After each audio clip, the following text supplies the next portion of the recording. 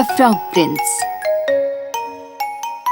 बहुत समय पहले जब कामनाएं सचमुच सच हो जाया करती थीं, वहाँ एक राजा रहा करता था अपनी सुंदर सी बेटी के साथ। वो इतनी खूबसूरत और प्यारी थी कि उसे वो हर चीज देता था जो वो चाहती थी। पिताजी, मैं अपने पुराने खिलौने से खेलते खेलते ऊब गई हूँ। मैं कुछ नया चाहती हूँ खेलने के लिए। ओह मेरी प्यारी बेटी, तुम बहुत ही कीमती हो, इसलिए मैं तुम्हें ऐसी कीमती चीज दूंगा जो मुझे मेरे दादाजी ने मेरे बचपन में दी थी। राजा ने सोने की तिजोरी खोली और एक चमकता हुआ सोने का गेंद बाहर निकाला। ये बॉल लो, ये सूर्य के किरणों के नीचे बहुत ही ज्यादा चमकेगा, लेकिन ये बहुत ही बेशकीमती है। कभी भी इसे मत खोना। धन्यवाद पिताजी, आप इस दुनिया के सबसे अच्छे पिताजी हैं। राजकुमारी ने बागीचे में खेलना शुरू किया। जब गेंद नीचे लुढ़कता गया, वो सब जगह उसके पीछे भागी। अचानक वहाँ एक बदसूरत मेंढक आ गया। तुम यहाँ से चले जाओ, गंदे मेंढक। मैंने तुम्हें झाड़ियों में से देखा और मैं तुम्हारी सुंदरता से चौंक गया हूँ। रैबिट, क्या तुम मुझे अपना दोस्त बनाओगी और अपने साथ खेलने दोगी? तुम ऐसी बात सोच भी कैसे सकते हो? मैं तुम जैसे घिनौने और मैले मेंढक के साथ कैसे खेल सकती हूँ? मैं दुनिया की सबसे खूबसूरत लड़की हूँ। मैं भला ऐसी गंदी चीज के साथ क्यों खेलूं? मैं उछल सकता हूँ रैबिट, कूद सकता हूँ, मैं तैर भी सकता हूँ और तुम्हारी गेंद पकड़ सकता हूँ। मैं खेलने के लिए सबसे उपयुक्त हूँ रैबिट। बेहतर होगा मैं अकेले ही खेलूं। तुम गंदे मेंढक। वो वापस अपने महल में गई मेंढक से छुटकारा पाने के लिए। अगले दिन वो गेंद से खेलने के लिए आई। उसने एक एकांत जगह चुनी, एक पुराने से वृक्ष के नीचे, एक कुएं के पास। कितनी शांत और खूबसूरत जगह है ये। वो गंदा मेंढक मुझे यहाँ नहीं ढूंढ पाएगा। वो गेंद के साथ खेलने लगी। उसने उसे ऊपर फेंका और फिर पकड़ लिया। ऐसा करते हुए गेंद धूप में इतनी तेज चमकी कि उसकी आंखें चौंधिया गईं। बजाय उस लड़की के छोटे हाथों में गिरने के, वो कुएं की मुंडेर के पास जमीन पर गिर गई और लुढ़ककर कुएं में चली गई। ओह नहीं, मेरी सुनहरी गेंद! ओह भगवान, ये कितना गहरा है। इस गहरे कुएं में मुझे मेरी गेंद भी नहीं दिख रही। वो रोई और रोती गई, जैसे उसे कभी तसल्ली न मिल सकती हो। और अपने रोने के बीच उसने एक आवाज सुनी। तुम्हें किस बात का दुख है राजा की बेटी? तुम्हारे आंसू तो एक पत्थर का दिल भी पिघला सकती हैं रैबिट। वो इधर उधर देखने लगी कि आवाज कहाँ से आ रही है। ओह, तो ये तुम हो घिनौने मेंढक? मैं रो रही हूँ क्योंकि मेरी सुनहरी गेंद कुएं में गिर गई है। कोई बात नहीं रैबिट, मैं तुम्हारी मदद कर सकता हूँ, पर तुम मुझे क्या दोगी अगर मैं तुम्हारी गेंद वापस ला दूँ तो? ओह, तुम जो भी चाहो प्यारे मेंढक। मेरे वस्त्र, मेरे मोती, मेरे हीरे जवाहरात, यहाँ तक कि ये ताज जो मैंने पहना है। तुम्हारे वस्त्र, मोती और जवाहरात और तुम्हारा ताज मेरे लिए नहीं है, पर अगर तुम मुझसे दोस्ती करोगी और मुझे अपना साथी और खेल सखा बनाओगी और मेज पर अपने साथ बैठने दोगी और अपनी पेट से खाने दोगी और अपने प्याले से पीने दोगी और अपने नन्हे बिस्तर में सोने दोगी, यदि तुम मुझसे इन सब बातों का वादा करोगी, तो फिर मैं नीचे पानी में गोता लगाऊंगा और तुम्हारी सोने की गेंद फिर से लेकर आ जाऊंगा। उस घिनौने मेंढक की इच्छाओं की लंबी सूची सुनकर राजकुमारी बहुत हताश हो गई। पर अपनी सोने की गेंद वापस पाने के लिए उसने मेंढक के साथ सब्र से पेश आने का फैसला लिया। ओह हाँ, मैं वादा करती हूँ, तुम जो कुछ भी चाहोगे मैं दूंगी, बस तुम मेरी गेंद मुझे लौटा दो। जैसे ही मेंढक ने उसका वादा सुना, वो डुबकी लगाकर आंखों से ओझल हो गया। कुछ देर बाद वो फिर सतह पर आया, मुंह में गेंद लेकर, और उसने उसे घास पर फेंक दिया। राजकुमारी बहुत खुश हुई अपने उस खूबसूरत खिलौने को देखकर। उसने उसे उठाया और वहाँ से भाग खड़ी हुई। रुको, रुको, मुझे अपने साथ ले चलो, मैं तुम्हारी तरह तेज नहीं भाग सकता। पर इसका कोई फायदा नहीं हुआ। अगले दिन जब राजकुमारी खाने की मेज पर राजा के साथ बैठी थी, अपनी सोने की प्लेट से खाना खाती हुई, तभी दरवाजे पर दस्तक हुई। ओ राजकुमारी, मुझे अंदर आने दो। राजकुमारी देखने गई कि दरवाजे पर कौन हो सकता है, पर जब उसने खोला तो देखा कि वो वही छोटा मेंढक था। तुम घिनौने प्राणी, तुम्हारी हिम्मत कैसे हुई मेरे घर आने की? उसने जल्दी से दरवाजा बंद कर दिया और वापस जाकर बैठ गई। वो बेचैन हो उठी। राजा ने देखा कि उसका दिल बहुत तेजी से धड़क रहा था। मेरी बच्ची, तुम किस बात से इतनी चिंतित हो? क्या कोई राक्षस दरवाजे पर खड़ा है जो तुम्हें ले जाने वाला है यहाँ से? ओ नहीं पिताजी, वहाँ एक घिनौना मेंढक है। और उस मेंढक को क्या चाहिए? ओह पिताजी, जब मैं कल कुएं के पास बैठी थी और अपनी सोने की गेंद से खेल रही थी और वो पानी में गिर गई, तब मेंढक ने उसे वापस दी, पर एक शर्त पर कि मैं उसे अपना साथी बनने दूंगी। मैंने उससे वादा कर दिया, पर मैंने सोचा नहीं था कि वो पानी को छोड़ मेरे पीछे आ जाएगा। पर अब वो दरवाजे के बाहर खड़ा है और अंदर आना चाहता है। राजा की बेटी, मेरे लिए दरवाजा खोलो। तुमने मुझसे वादा किया था। एक बार तुमने वादा किया तो उसे निभाना ही होगा। जाओ, जाकर दरवाजा खोलो, उसे अंदर आने दो।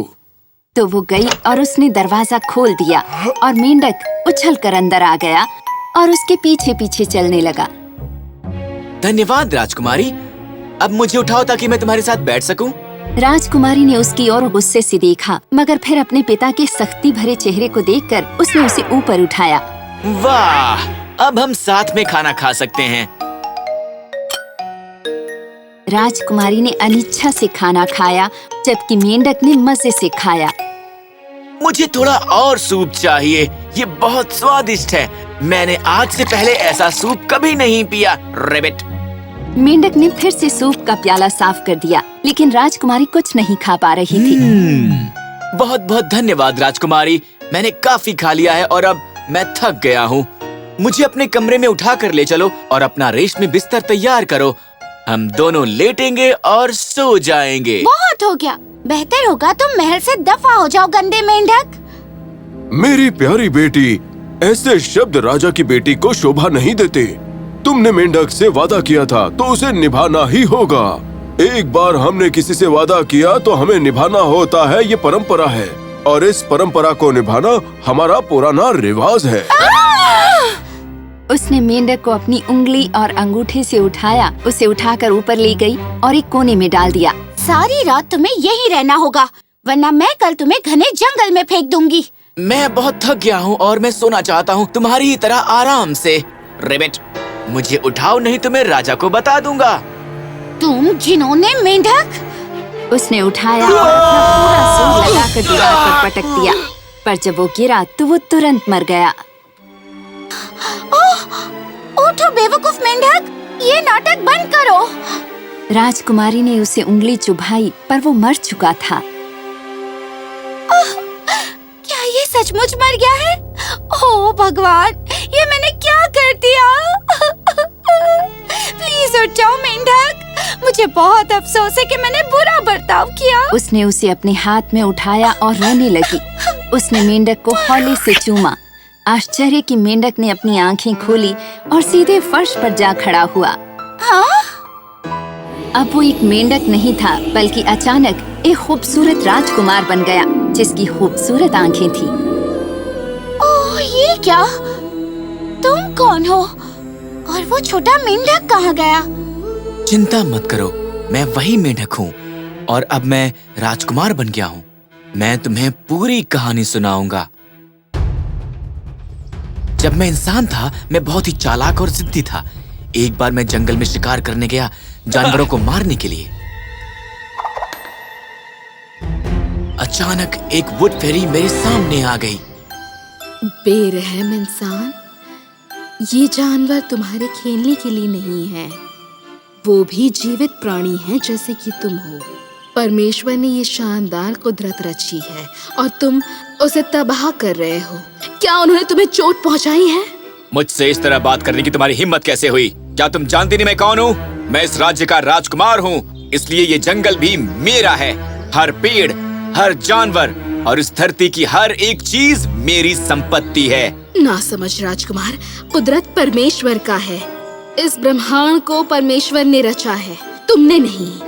तुम्हें कोई अधिकार नहीं है निर्दोष जानवरों को मारने का। बहुत हो गया औरत, हट जाओ यहाँ से।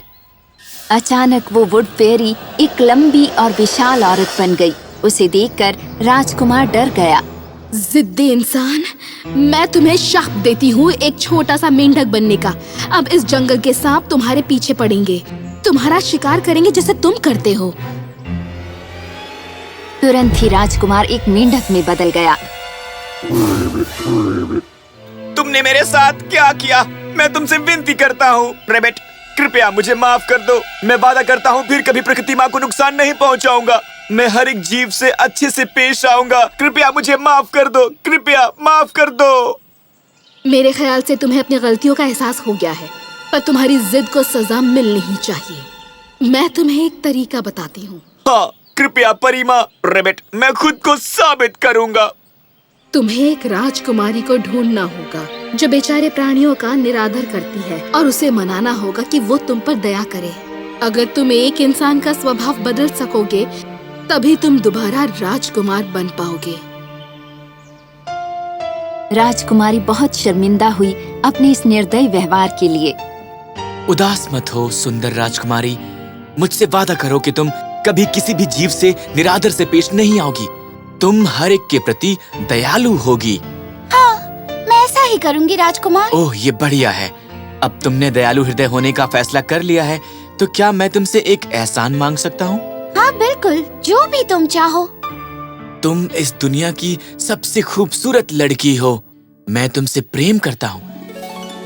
क्या तुम मुझसे शादी करोगी राजकुमारी? बिना हिचकिचाए उस सुंदर राजकुमारी ने उस खूबसूरत राजकुमार को हाँ कह दी। उनके पिताजी की स्वीकृति से उनका विवाह हो गया। हर दिन वो दंपत्ति जानवरों को खाना खिलाते और प्रकृति की रचनात्मकता का पूरी तरह ध्यान रखते। वुड फेरी दंपत्ति की दया देखकर बहुत प्रसन्न हुई। बहुत अच्छे मेरे बच्चों, तुमने खुद को साबित कर दिया है दिव्य इंसानों के रूप में। ये दिव्य इंसानियत हर इंसान में रहती है, पर जो इस प्रकृति को जागृत करते हैं वो दिव्य बन जाते हैं। परमेश्वर हमेशा तुम दोनों पर अपना आशीर्वाद बनाए रखेगा। उसके बाद वो दंपत्ति हमेशा राजी खुशी और आशीषित रहे।